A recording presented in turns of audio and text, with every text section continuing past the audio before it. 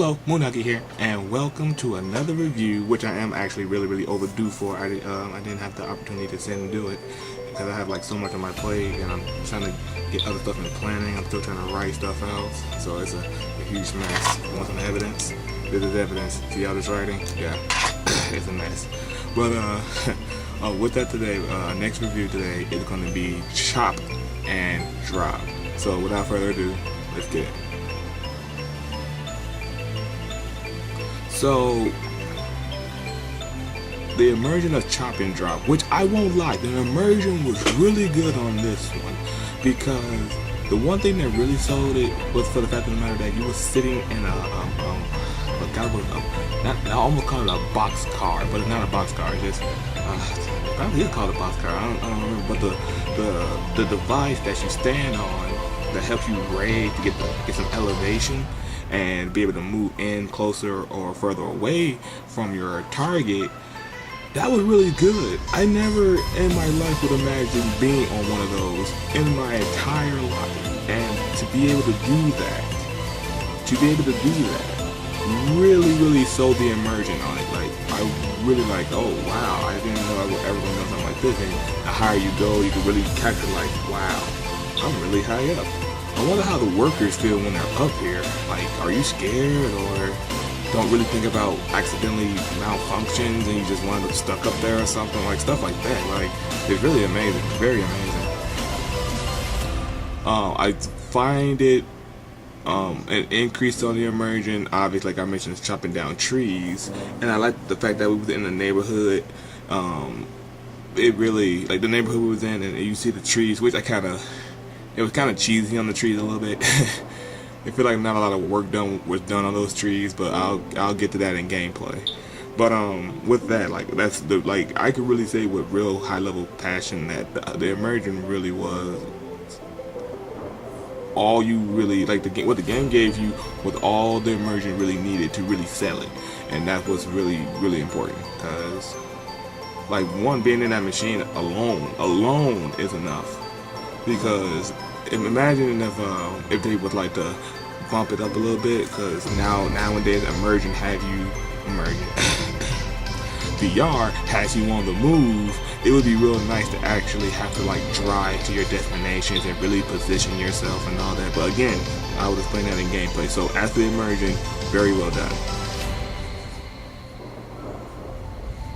So now we're moving to the gameplay. Now the gameplay, like I said, it would have been really good if, like I said, now in VR we're able to move about. So with the ability to move about, it would be nice if we could drive our vehicle, position ourselves, get that really good spot to really get our job done efficiently. But the backdraw on the gameplay was the fact. But the drawback in the gameplay was I kind of wanted to rev my chainsaw. I'm kind of upset about that, but that was fine. I wasn't like heartbroken. I just really wanted to do that.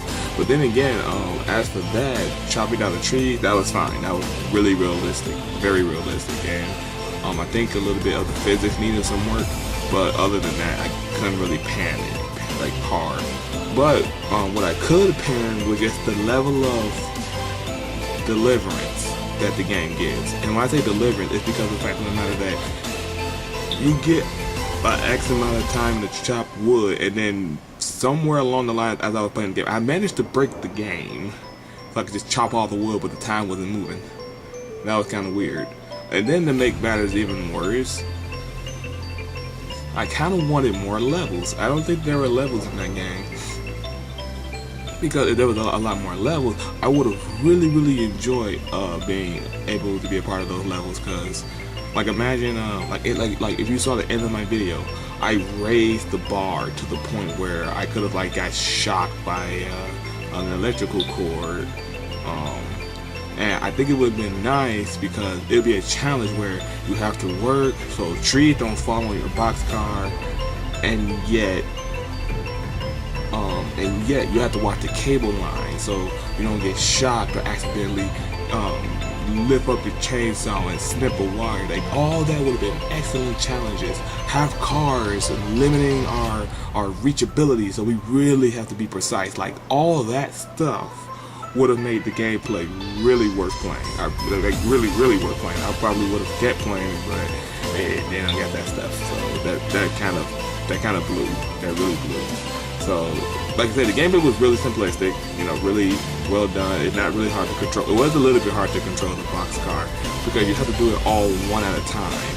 You have to either back up, you know, go left, right, or whatever.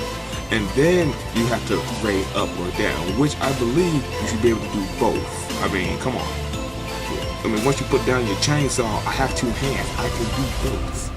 The game don't allow you to do both, which is kind of bad once again. So like really huge major problems with the game, as in like the enjoyability of it. So if that was fixed or updated, this would actually be like a really good game for people to like who wanted to get into this type of career.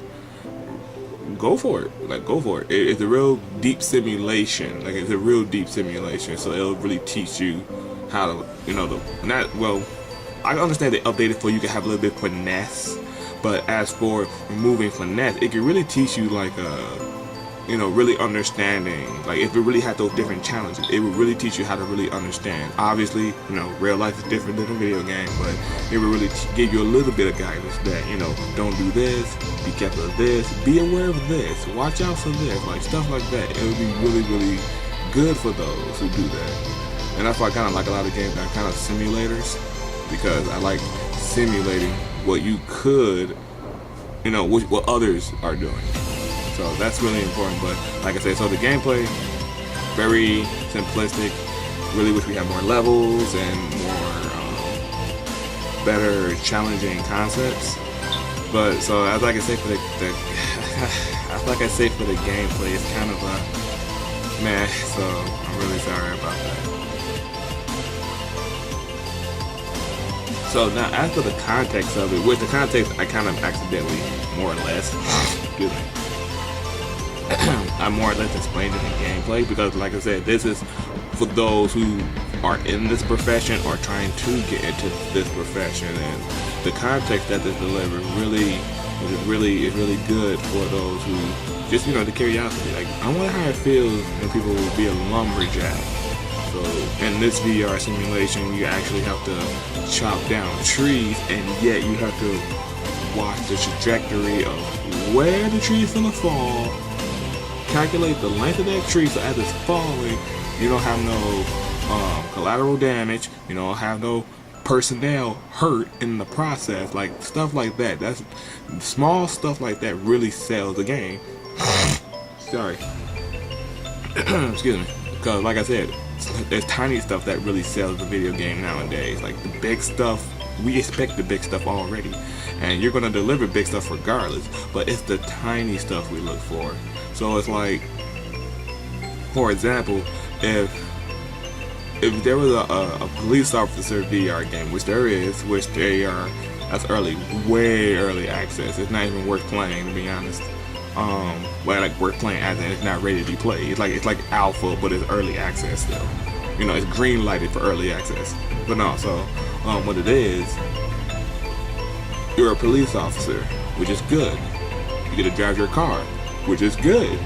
You can interact with your walkie-talkie devices. You can interact with your computer. You can use your gun, turn on your sirens. Everything a cop should be able to do inside of a squad car, you should be able to do.